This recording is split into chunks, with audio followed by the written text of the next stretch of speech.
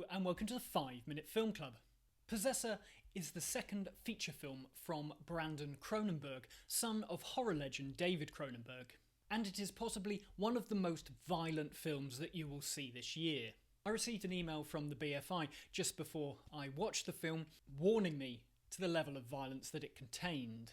And the trailers and ads for this film really focus in on its horrific nature. With all that being said, does this actually make it a good film?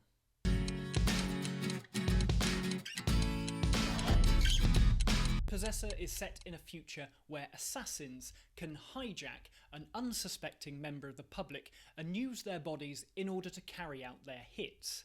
Andrea Risenbourough plays Tasia Voss. I think that's how you pronounce the name. She is an assassin that possesses these people's bodies.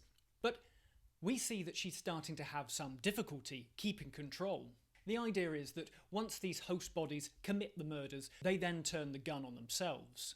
However, she's having difficulty getting the bodies to comply. It only gets worse when she has to take over the body of Colin Tate, played by Christopher Abbott. This tussle between possessor and host eventually causes a split. Colin decides to battle his way to the source of Tasia's confusion. Tasia? Voss? Who knows? And an epic battle is set to play out to see who will ultimately win control. First off, I'd like to say that this is an incredibly impressive film to look at. There are some amazing sequences, particularly the ones involving the struggle between Colin and Tasia, or Andrea Riseborough's character. And also, the practical effects are brilliant. In fact, for me, they were the best bit of the film.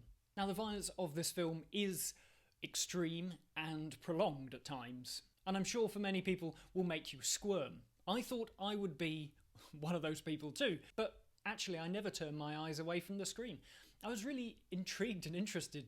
I wanted to know how all of this was done, and therein lies the problem. For a film that has this level of violence, I shouldn't be thinking about how well the effects are. I should be considering the story and be really affected by what I'm seeing on the screen. But in order for me to actually feel that, I needed to have some emotional connection to the characters and to the story. And unfortunately, I didn't. I found that after an impressive opening sequence, this film completely lost me. It neither had the ability to keep me entertained or interested in what it was trying to say, and actually trying to understand what this film is trying to say.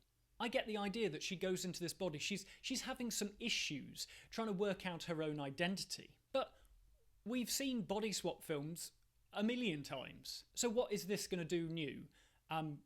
Basically just add in a load of violence and nudity.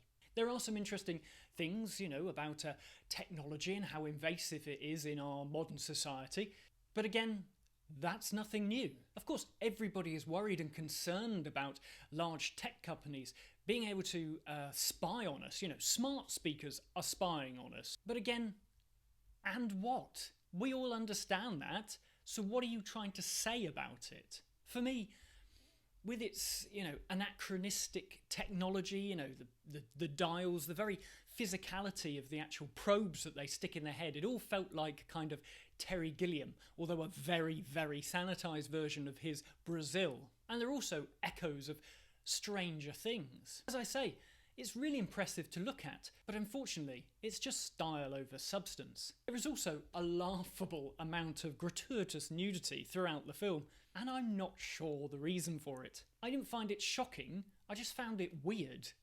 This film feels like it's forever trying to poke its audience and go, aren't you impressed by how far I'm willing to go? But it's missing out the fundamental ingredient, and that is emotion and connection with the story and characters. We spend woefully little time with the lead, Andrea Risebourough. And also, before I finish this review, I'd just like to say there is a big flaw in the fact of spending all this money on the technology to infiltrate people's brains, hijack them, and let them kill somebody.